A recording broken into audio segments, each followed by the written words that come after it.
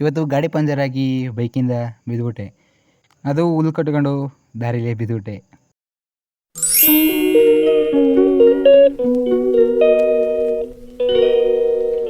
ನಮಸ್ಕಾರ ಫ್ರೆಂಡ್ಸ್, ಇವತ್ತು ಬೆಳಗ್ಗೆ ಎದ್ದು ನಮ್ಮ ಹಸಿಗೆ ಬೇಳೆ ಕೂತ್ಕೊಂಡಿತ್ತು, ಅದಕ್ಕೆ ಡ್ರಾಪ್ಸ್ ಹಾಕಕ್ಕೆ ಹೋಗ್ತಾ ಇದ್ದೆ.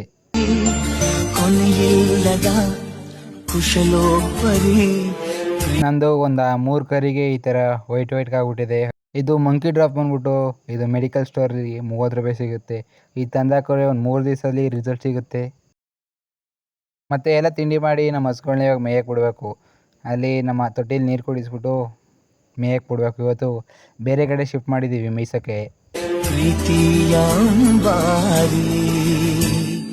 ಇವತ್ತು ಆ ಸೋಲಾರ್ ಪಾಯಿಂಟ್ಗೆ ಹೋಗಲ್ಲ, ಯಾಕಂದರೆ ಅಲ್ಲಿ ಮೇವಿಲ್ಲ, ಎಲ್ಲ ಒಣಗೋಗ್ಬಿಟ್ಟಿದೆ. ಇಲ್ಲೇ ನಮ್ಮೂರ ಪಕ್ಕ ಇರೋ ಒಂದು 500 ಮೀಟ್ರ್ ಆಗುತ್ತೆ, ನಮ್ಮೂರ ಪಕ್ಕನೇ ಇದೆ. ಅಲ್ಲೊಂದು ಫಾರಮ್ ಇದೆ, ಆ ಫಾರಮ್ ಹತ್ರ ಬಿಡ್ತೀವಿ ಇವತ್ತು.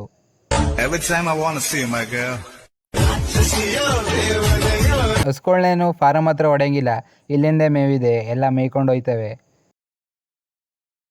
ಮತ್ತು ಹಸ್ಗಳನ್ನೆಲ್ಲ ಹೊಡೆದ್ಬಿಟ್ಟು ನಾನು ಹೋಗ್ತಾ ಇರೋದೆ ನಮ್ಮ ತೋಟಕ್ಕೆ, ಯಾಕಂದರೆ ಇವತ್ತು ಆಳು ಬಂದಿದ್ದರು.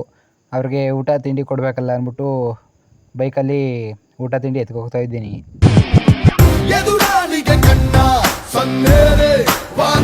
ಮತ್ತು ನಮ್ಮ ಹೊಲದ ಪಕ್ಕನೇ ಒಂದು ಶನಿಮಹಾತ್ಮನ ದೇವಸ್ಥಾನ ಇದೆ, ಅಲ್ಲಿ ಗಣೇಶನ ಕುಣಿಸಿದ್ರು. ಇವತ್ತು ಅದಕ್ಕೆ ವಿಸರ್ಜನೆ ಮಾಡ್ತಾರೆ, ಅಂದರೆ ಮುಳುಗಿಸ್ತಾರೆ ಕೆರೆ ತಗೋಗಿ. ಅದಕ್ಕೆ ಇವತ್ತು ಸಾಂಗ ಬೆಳಗ್ಗೆನೇ ಹಾಕ್ಬಿಟ್ಟಿದ್ದಾರೆ.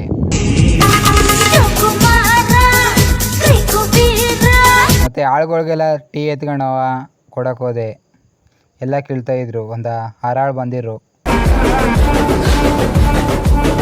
ಅರ್ಶಿಣದೊಳಗಂತೂ ಫುಲ್ ಕಳೆ. ಇದು 3ನೇ ಕಳೆ ಕೀಳ್ತಾ ಇದ್ದೀವಿ, ಆದರೂ ಫುಲ್ ಕಳೆ ಬಂದ್ಬಿಟ್ಟಿದೆ.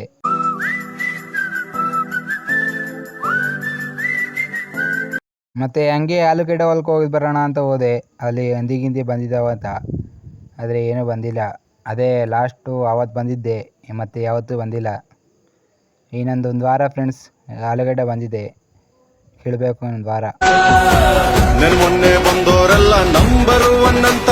ಮತ್ತು ನಮ್ಮ ಹೊಲದಿಂದ ಬೇರೆ ಹೊಲಕ್ಕೆ ಪೈಪ್ಲಿ ನೀರು ಕಿತ್ಕೊಂಡು ಆರ್ತಾಯಿತ್ತು. ಅದನ್ನ ಸ್ವಲ್ಪ ಸರಿ ಮಾಡಿಬಿಟ್ಟು ನಮ್ಮಲ್ಕೆ ನೀರಿಲ್ಲ, ಬೇರೆ ಹೊಲಕ್ಕೆ ಹೋಯ್ತಿತ್ತು. ನನ್ನೆದುರಲ್ಲಿ ನಿಂತರೆ ನೀನು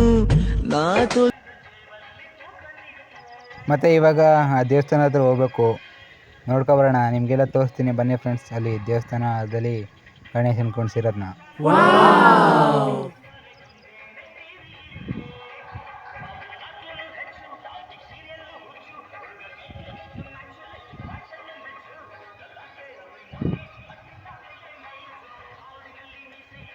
ಇದೇ ನೋಡಿ ಫ್ರೆಂಡ್ಸ್, ಅಲ್ಲಿ ಶನಿವಾರದ ದೇವಸ್ಥಾನ ಅಂದರೆ ಇವತ್ತೆಲ್ಲ ಕ್ಲೀನ್ ಮಾಡ್ತಾ ಇದ್ದಾರೆ, ಯಾಕಂದರೆ ಗಣೇಶನ ಕುಣಿಸಿದ್ರಲ್ಲ, ಎಲ್ಲ ತಯಾರಿ ಮಾಡಿಸಿದ್ದಾರೆ ಬಿಡೋಕ್ಕೆ. ಒಳಗಡೆ ಎಂಟ್ರಿ ಇಲ್ಲ.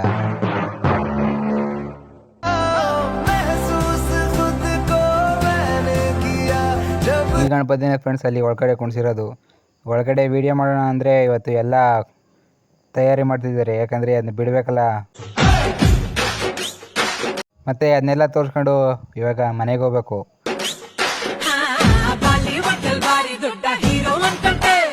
ಮತ್ತು ಊಟ ಮಾಡೋ ಸಮಯ ಆಗಿತ್ತು. ನಮ್ಮ ಅಪ್ಪ ಹಸುಗಳು ಮೇಯ್ಸ್ತಾ ಇತ್ತಲ್ಲ, ಇವಾಗ ನಮ್ಮ ಅಪ್ಪನ ಊಟ ಮಾಡೋಕೆ ಕಳಿಸ್ಬೇಕು.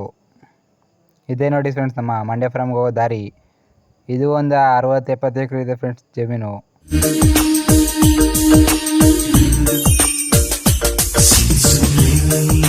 ಇದೇ ನೋಡಿ ಫ್ರೆಂಡ್ಸ್ ಫಾರಮು.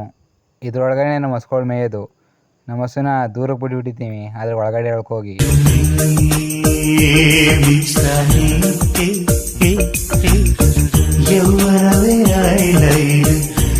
ಮತ್ತು ನಮ್ಮ ಅಪ್ಪನಿಗೆ ನಮ್ಮ ರಥ ಕೊಟ್ಬಿಟ್ಟು ನಮ್ಮ ಹಸುಗಳನ್ನ ಇವಾಗ ನಾನೇ ಮೇಯಿಸ್ಬೇಕು. ಇಲ್ಲೇ ಮೇಯ್ತವೆ ನಮ್ಮೂರು. ಸುಮಾರು ಹಸುಗಳೆಲ್ಲ ಇಲ್ಲೇ ಹೊಡ್ಕೊಂಡ್ಬಿಟ್ಟಿದ್ದಾರೆ ಎಲ್ಲರೂ.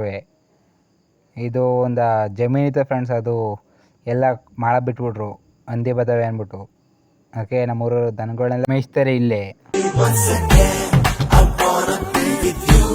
ಮತ್ತು ನಮ್ಮ ದೊಡ್ಡಪ್ಪ ಎಲ್ಲಿಗೆ ಹೋಗ್ಬೇಕು ಅಂದ್ಬಿಟ್ಟು ನಿಮ್ಮ ಅಣ್ಣನ ಕಳಿಸ್ತೀನಿ ಅಂದ್ಬಿಟ್ಟು ಹೋಯ್ತು ನೋಡ್ಕೊಂಡ್ಬಿಟ್ಟು. ಅವ್ನು ಬರೋಗಂಟೆ ನನ್ನದೇ ಜವಾಬ್ದಾರಿ ಅದೆಲ್ಲ.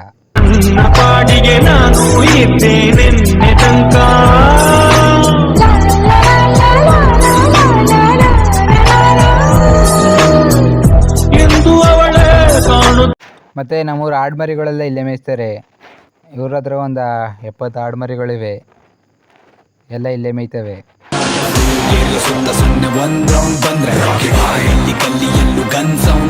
ಇವರು ನಮ್ಮೂರವರು ಮಲ್ಲಣ್ಣ ಅಂದ್ಬಿಟ್ಟು ಹಸುಗಳನ್ನ ಮೇಯಿಸ್ತಾ ಇಲ್ಲಿ ಮೇಳಿ ತರೀತಾ ಇದ್ರು.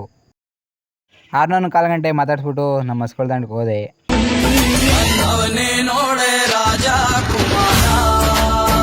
ಇವರು ಯಾರಂತ ಯೋಚನೆ ಮಾಡ್ತಿದ್ದೀರಾ? ಇವರು ಲ್ಯಾಂಡ್ ಓನರು. ಇವತ್ತು ಲ್ಯಾಂಡ್ ನೋಡೋಕೆ ಅಂದ್ಬಿಟ್ಟು ಬೆಂಗಳೂರಿಂದ ಬಂದಿದ್ರು ಇಲ್ಲಿಗೆ.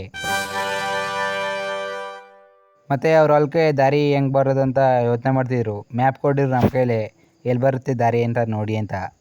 ನಾವು ತೋರಿಸಿ ಒಂದು ಕರ್ಕೊಬಂದು ಜೊತೆಯಾಗಿ ನಾವು ಬಂದರೆ ಒಂದಾಗಿ ನಾವು ನಿಂತರೆ ಎದುರಲ್ಲಿ ನಿಲ್ಲು. ಮತ್ತೆ ಅವ್ರಿಗೆ ದಾರಿ ತೋರಿಸ್ಬಿಟ್ಟು ನಮ್ಮೂರೆಲ್ಲ ಅವ್ರ ಜೊತೆ ಮಾತಾಡ್ತಾ ಇದ್ರು.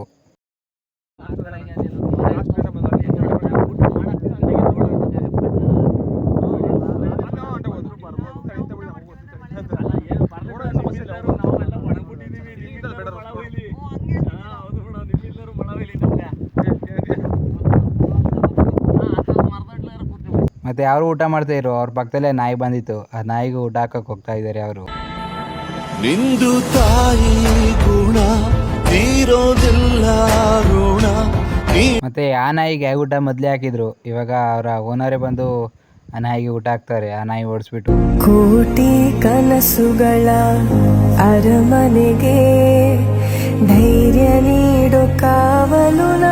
ಅವರೇ ಊಟ ಹಾಕ್ಬೇಕು ಅಂತ ತುಂಬ ಇಷ್ಟಪಟ್ಟಿದ್ರು. ಆದರೆ ಆ ನಾಯಿ ಅವ್ರು ಯಾರು ಅಂತ ಪರಿಚಯ ಏನಿಲ್ಲ ಅಂದ್ಬಿಟ್ಟು ಅವ್ರು ನೋಡಿದ್ರೆ ಎದುರ್ತಿತ್ತು. ಅದಕ್ಕೆ ಅವ್ರ ಓನರ್ ಹತ್ರನೇ ಕೊಟ್ಬಿಟ್ರು, ನೀವು ಯಾಕೆ ಅಂತ. ಇವನಂತೆ ಹೊಳೆವ ಹೊಳಪೇ ಇಲ್ಲ, ಇವನಂತೆ ಕಾಡುವ ಗೆಳೆಯನೇ ಇಲ್ಲ, ಬಲದಲ್ಲಿ ಭೀಮ. ಸಾಕಿರೋರ ಹತ್ರ ಮಾತ್ರ ಏನೋ ಮಾಡಲಿಲ್ಲ. ಅದು ಪಾಡಗದು ತಿಂತ ಇತ್ತು. ಮತ್ತೆ ನಮಗೂ ಅವರು ಸಿಬೆಂಡ್ ಕೊಟ್ಟರು, ಹಸ್ಕೊಂಡು ಮೇಯಿಸಿದ್ದೀರ ತಿನ್ನಿ ಅಂತ. ಹೃದಯದಲ್ಲಿ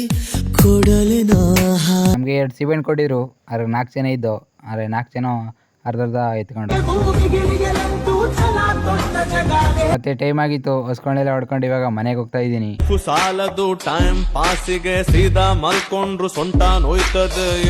ನಾನು ಮತ್ತೆ ನಮ್ಮ ದೊಡ್ಡಪ್ಪನ ಮಗ ಇಬ್ರು ಒಟ್ಟಿಗೆ ಮೇಯಿಸ್ತಿದ್ವಿ. ಒಟ್ಟಿಗೆ ಈಚೆ ಕೊಡ್ಕೊ ಬಂದ್ವಿ. ಮತ್ತೆ ಹಸುಗಳು ನೀರು ಕುಡಿಯೋಕೆ ತೊಟ್ಟಿಲಿ ಒದ್ದಾಡ್ತಾ ಇದ್ದವು. ಯಾಕಂದರೆ ನೀರು ತೊಟ್ಟಿಲಿ ಫುಲ್ ಖಾಲಿ ಆಗಿಬಿಟ್ಟಿತ್ತು. ಕರುಗಳು ಮಾತ್ರ ಎಡ್ಸ್ತಿರ್ಲಿಲ್ಲ, ಹಸುಗಳು ಮಾತ್ರ ಕುಡ್ಕೊಂಡು ಹೋಗ್ತಾ ಇದ್ವಿ.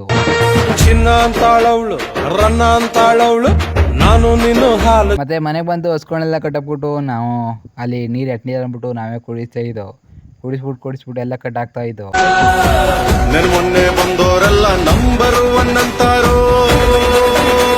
ಮತ್ತೆ ಇವಾಗ ನಾನು ತೋಟಕ್ಕೆ ಹೋಗ್ತಾ ಇದ್ದೀನಿ. ಯಾಕಂದ್ರೆ ಆಳ್ಗಳು ಬಂದಿರಲ್ಲ, ಹುಲ್ನೆಲ್ಲ ಎತ್ಕೊ ಬರ್ಬೇಕು ಈಗ ಹೋಗಿ.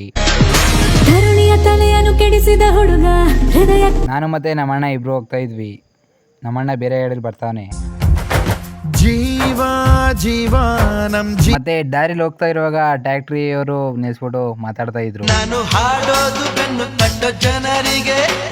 ನಾನು ಟ್ಯಾಕ್ಟ್ರಿ ಇಂಜರೇ ಹೋಗ್ತಾ ಇದ್ದೆ. ಅವನು ಗುದ್ಗಿದ್ಸ್ಬಿಟ್ಟೆಗಳು ಅಂದ್ಬಿಟ್ಟು ಹೋದ. ಮತ್ತೆ ಇವನೇ ನಮ್ಮಣ್ಣ, ಅವನೊಂದು ಬೈಕ್ ಇದ್ಕೊಂಡು ಬಂದಿದ್ದಾನೆ. ಪುನಃ ಮತ್ತೆ ದೊಡ್ಡ ಬಂದು ಮತ್ತೆ ನಾವು ಹೋಗೋ ದಾರಿಯಲ್ಲಿ ಹೋಗಿ ಹುಲ್ಲೆಲ್ಲ ಕಿತ್ತಿರು ಕಳೆ ಆಳುಗಳು, ಅದನ್ನೆಲ್ಲ ತುಂಬ್ಕೊಂಡು ಇವಾಗ ಮನೆಗೆ ಹೋಗ್ಬೇಕು.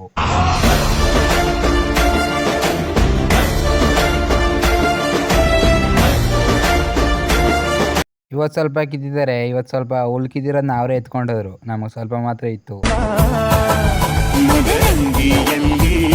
ನಾವು ಅದನ್ನ ಇವತ್ತು ಚೀಲಕ್ಕೆ ತುಂಬಲಿಲ್ಲ. ಯಾಕಂದರೆ ಹುಲ್ ಸ್ವಲ್ಪ ಜಾಸ್ತಿ ಆಯಿತು, ಅದಕ್ಕೆ ಹೊರೆ ಕಟ್ಕೊಂಡು ಅವರನ್ನ ನಮ್ಮ ತಲೆ ಮೇಲೆ ಎತ್ತು ಮಾಡಿಕೊಂಡು ಇವಾಗ ನಮ್ಮ ರಥದ ಮೇಲೆ ಹಾಕ್ಬೇಕು. ಕನಸಿನಲ್ಲಿ ದಯ ಮಾಡಿ ಪಾಲು ಕೇಳಬೇಡಿ. ಮತ್ತೆ ನಮ್ಮ ರಥಕ್ಕೆಲ್ಲ ಮಡಿಕೊಂಡು ದಾರಿಲಿ ಹೋಗ್ತಾ ಇದೆ. ಆದರೆ ಅರ್ಧ ದಾರಿಗೆ ಬಂದು ಪಂಚರ್ ಆಗೋಯ್ತು. ಏನು ಮಾಡೋದು ಅಂದ್ಬಿಟ್ಟು ಹಂಗೆ ಓಡಿಸ್ಕೊಂಡು ಹೋಗ್ತಾ ಇದೆ ಮುಂದೆ.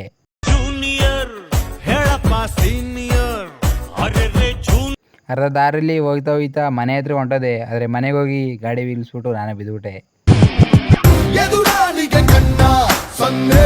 ಆ ಟೈರೆಲ್ಲ ಈಚೆ ಬಂದ್ಬಿಟ್ಟಿತ್ತು. ಪಂಪ್ ಹೊಡೆಯೋಣ ಅಂತ ನೋಡಿದ್ರೆ ಎಲ್ಲ ಸಿಡಿದ್ಬಿಡ್ತು ಪಂಪ್ ಹೊಡೆದ್ಬಿಟ್ಟು. ಅದಕ್ಕೆ ನಮ್ಮ ಅಣ್ಣನ ಗಾಡಿಯಲ್ಲೇ ಇವತ್ತು ಹಾಲನ್ನ ಡೈರಿ ಎತ್ಕೋಬೇಕು.